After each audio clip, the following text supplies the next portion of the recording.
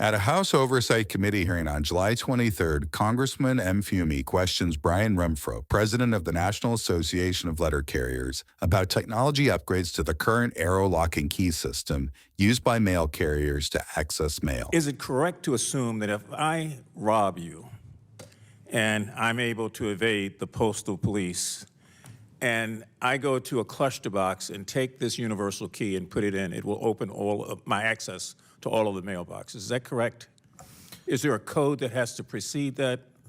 No, but so the arrow lock and key system that we've had for many years that we still utilize today in most of the country, if you get your hands on that key, you can open anything at minimum within that zip code, sometimes far beyond that.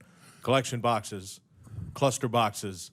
It's one of the reasons that a very, very important piece of this solution is an effort that the Postal Service has already undertaken, and that is to replace them with an electronic alternative.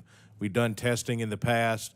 They are, as aggressively as they can, replacing them with an electronic alternative that does not have that same value. And how many of these cluster boxes do you anticipate exist nationwide? Well, there are over 9 million locks.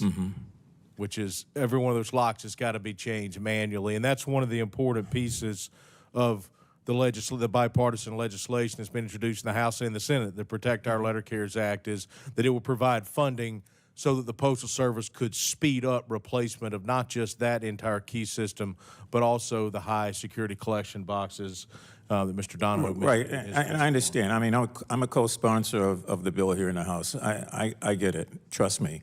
I'm just trying to figure out how in the hell did we get in a situation where we created an entry system for 9 million or how many millions there are out there of boxes where there's going to be valuables, checks, personal information, medicine that people are waiting for. How did we get to that? Do you know? I think many years ago, decades ago, that was the only alternative, and like many other things with the Postal Service that we've talked about in this very room, it has been starved of modernization. And unfortunately, we are at a point where the modernization of this particular system being passed due is harming people, frankly. For more clips like this, stay tuned to Congress Clips, and thanks for watching.